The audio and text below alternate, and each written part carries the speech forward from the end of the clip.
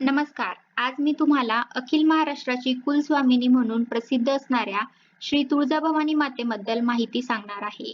तुळजाभवानी मातेविषयी अनेक दंतकथा आहेत. काही जणांनी सांगितलं की दुर्गादेवी म्हणजेच तुळजाभवानी. काही जणांनी सांगितलं महिषासुरमर्दिनी म्हणजे तुळजाभवानी. काही जणांनी सांगितलं पार्वती अवतार म्हणजे तुळजाभवानी. काही जणांनी सांगितलं की प्रभू राम वनवासामध्ये असताना त्यांची परीक्षा घेण्यासाठी गीता मातेचं रूप घेऊन जी पार्वती बसली ती म्हणजे तुळजाभवानी. नेमकी खरी कथा कोणती? तुळजाभवानी म्हणजे नेमकी कोण? दुर्गा की महिषासुरमर्दिनी? माता पार्वती की रामाला वर देणारी रामवरदायिनी? सर्वात प्रथम आपण माहिती घेऊया श्री तुळजाभवानी मातेच्या दंतकथेविषयी. असं सांगतात की कृतयुगामध्ये कर्दम नावाचे एक महान तपस्वी ऋषी होते. हे कर्दम ऋषी यमुनाचल पर्वतामधील जंगलामध्ये राहत होते. आज ज्या ठिकाणी श्री तुळजाभवानी मातेचं मंदिर आहे, हा संपूर्ण परिसर आणि त्याच्या आजूबाजूचा डोंगर याला यमुनाचल असं नाव होत आहे. मुळामध्ये यमुना नदीचा आणि ह्या पर्वताचा काहीही संबंध नाही. तरी सुद्धा ह्या पर्वताला यमुनाचल असं नाव आहे. ह्या यमुनाचल पर्वताच्या सानिध्यात मध्ये कर्दम ऋषी राहत असताना ते नित्य शिवभक्ती करत असे. त्यांना एक पत्नी होती आणि त्या पत्नीचे नाव सती अनुभूती.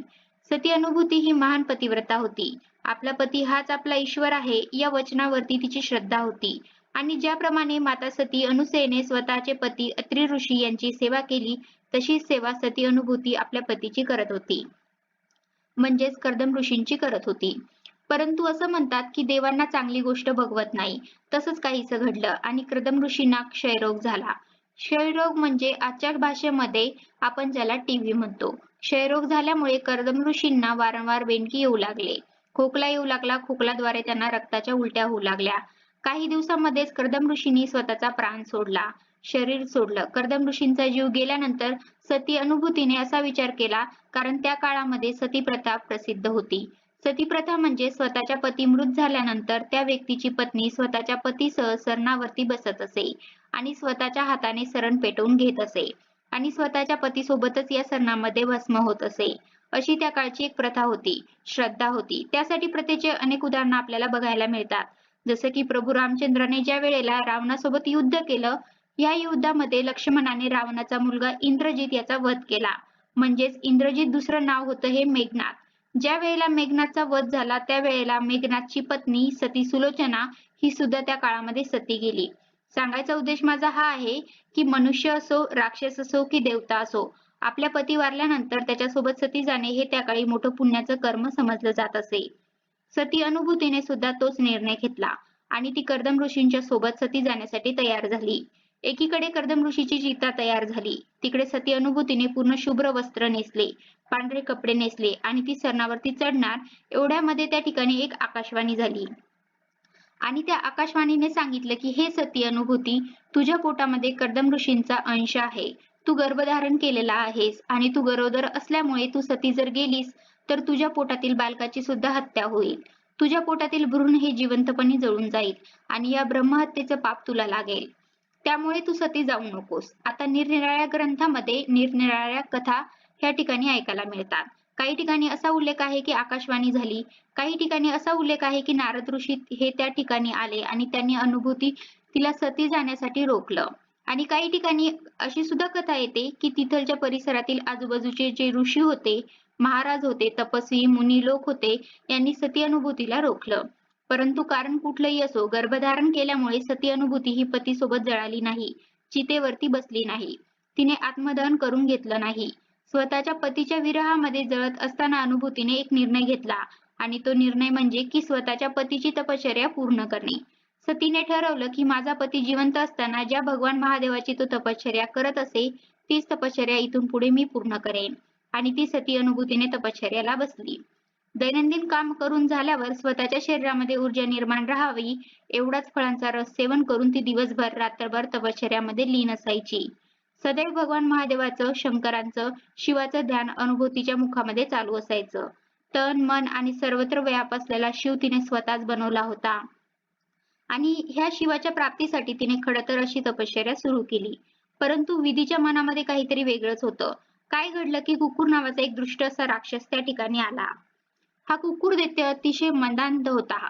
त्याला स्वतःच्या शक्तीचा मदमत्सर होता. स्वतःच्या मस्तीमध्ये तो इतका मशगूल राहत असे की त्याने अनेक ऋषींची हत्या केली होती. अनेक जनतेला खाऊन टाकलं होतं. अनेक ऋषी, देव, दानव, मानव सर्वांना अगदी त्राहिमाम करून सोडलं होतं. आणि त्या कुकुरदैत्याच्या पापाचा धडा भरत आलेला होता आणि असं म्हणतात की बारूद पूर्ण भरत आली की तिथे कुणीतरी फक्त ठिणगी टाकणारा पाहिजे म्हणजे त्याचा स्फोट होतो आणि हेच ठिणगी पडण्याचं काम त्या दैत्याने केलं. ते म्हणजे त्यानं सती अनुभूतीवरती बळजबरी करण्याचा प्रयत्न केला. तो अनुभूतीला जाऊन म्हणू लागला, हे स्त्रिये, तू एवढी सुंदर आहेस, तुझी जागा तर माझ्या रंगमहालामध्ये आहे. तू माझ्यासोबत लग्न कर, आपण दोघं राजा राणीप्रमाणे सुखाने संसार करू. अनुभूतीने त्याला विनंती केली, त्याचे हात जोडले, त्याची विनवणी केली, दयावया केली. त्याच्यासमोर अक्षरशः रड-रड रडली, परंतु निष्ठुर मनाच्या त्या दैत्याने अनुभूतीची कुठल्याही प्रकारची गय केली नाही आणि तो तिच्यावरती बळजबरी करू लागला. बळजबरी करत असताना अनुभूतीने मनापासून भगवान शंकराचा धावा घेतला. परंतु शंकर काय धावेना. मग तिने विचार केला की जर शंकर धावत नसेल, तर मग आई म्हणून पार्वतीलाच हाक मारली पाहिजे आणि तिने अंतःकरणापासून माता पार्वतीला हाक मारली. हे माते, आता माझं रक्षण तुलाच करावं लागणार आहे. आणि त्या क्षणी त्या ठिकाणी एक अष्टभुजा वाघावरती बसलेलं असं एक सुंदर रूप प्रकट झालं. हे अष्टभुजा देवी म्हणजेच आपली तुळजापूर निवासिनी भवानी माता. या भवानी मातेने अष्ट हातामध्ये म्हणजे 8 हातांमध्ये निरनिराळी शस्त्र धारण केलेली होती. तिच्या प्रत्येक शस्त्रावरती धार चढलेली होती. देवीचा चेहरा क्रोधाने भयंकर लाल दिसत होता आणि अशी ती क्रोधायमान झालेली रागाने पूर्ण सुरसुरलेली देवी त्या दैत्याच्या अंगावरती धावून गेली. कुकरदैत्यामध्ये आणि भवानीमध्ये महाभयंकर युद्ध झालं आणि या युद्धामध्ये भवानीने कुकुरदैत्याचा शिराच्छेद केला आणि स्वतःचा त्रिशूळ त्या दैत्याच्या छातीमध्ये खुपसला. आणि आता ज्या वेळेला या दैत्याचा वध झाला त्यावेळेला सती अनुभूतीने आईच्या चरणावरती लोटांगण घातलं. आईने तिला विचारलं, हे बालिके, हे मुली, तुला काय पाहिजे? आता त्या ठिकाणी अनुभूती स्वतःसाठी काहीही मागू शकली असती, परंतु त्या सती स्त्रीने काय मागावं?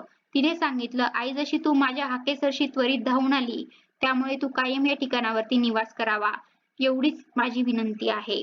आणि अनुभूतीच्या आग्रहासाठी भवानी माता त्याच जागेवरती स्थित झाली, गुप्त झाली आणि तिने गुप्त रूपाने, चैतन्य रूपाने, शक्ती रूपाने त्या स्थानावरती कायमचा रहिवास घेतला.